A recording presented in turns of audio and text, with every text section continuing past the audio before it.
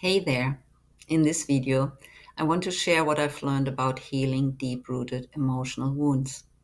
We'll explore where they come from and, more importantly, what we can do to help them heal.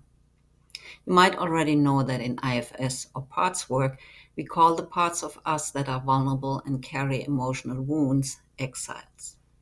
These wounds often come from past trauma or neglect and are usually pushed aside or hidden by protective parts to prevent overwhelming emotions from surfacing. Let's bring this to life with an example. Meet Anna, a young girl who didn't grow up in a safe environment. Her parents often fought, overwhelmed by their own struggles. When she misbehaved, she was punished harshly. Like many children, she learned that being nice and quiet was expected, especially for girls. Some of the beliefs she absorbed were I don't matter, and I need to stay quiet and unseen to be safe. When Anna felt anxious, confused, or scared, no one noticed, no one comforted her, no one helped her to calm down. Here's something important to understand. When we are little, we don't know how to self regulate. We need our parents or caregivers to help us manage our emotions and return to a balanced state. But Anna didn't have that. Let's look at this image here that illustrates the different states our nervous system can be in to understand better what self regulation means.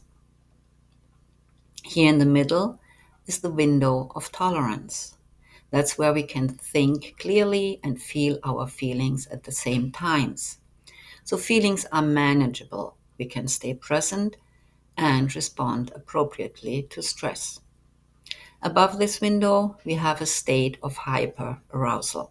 It's an activated state where we can experience heightened anxiety or we feel an urgency to act because something triggers us to feel unsafe. Here we might be hypervigilant, panicked, terrified, rageful, ruminative, or overwhelmed.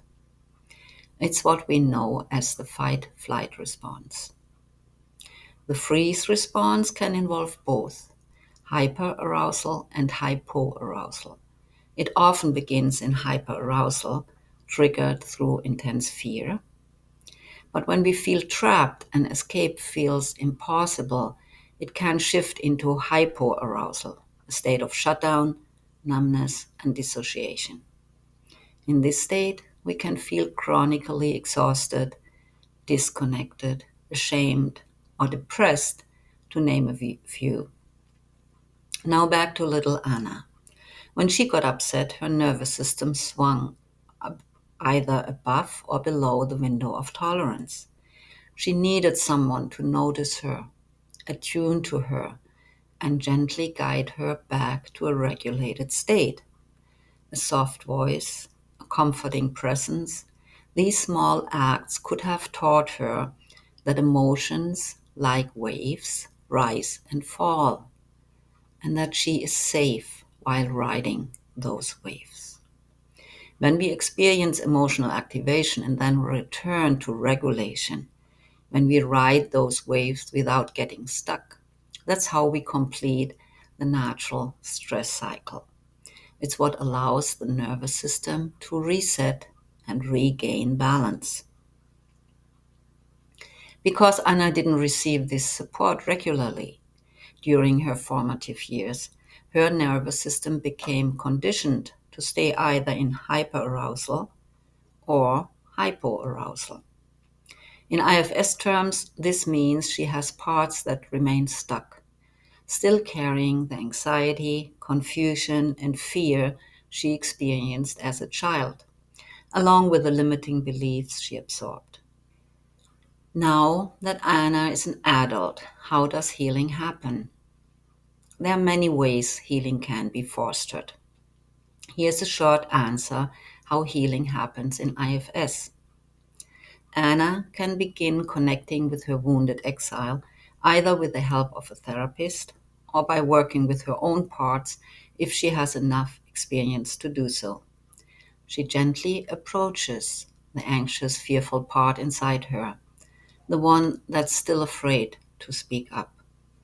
By witnessing and validating what little Anna went through, she helps that part finally complete the stress cycle.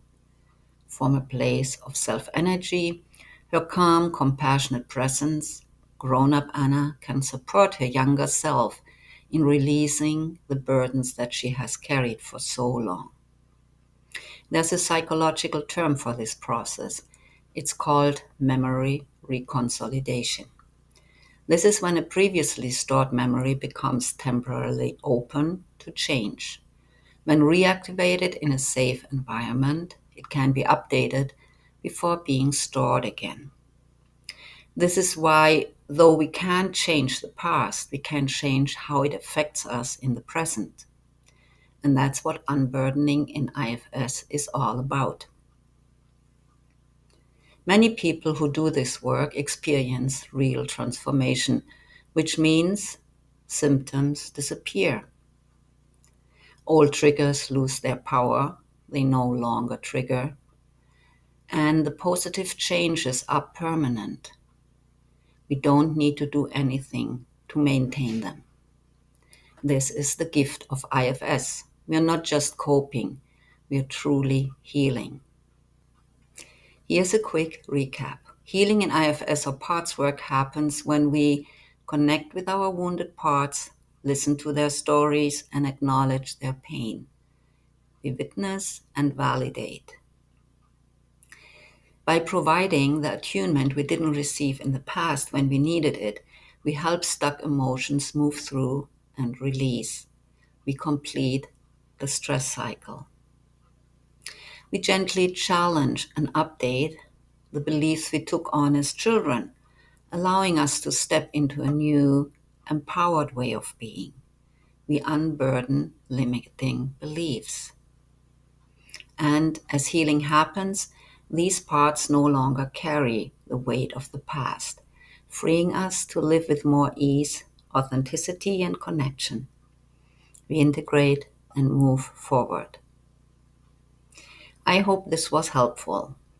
There's so much more to explore when it comes to healing in IFS.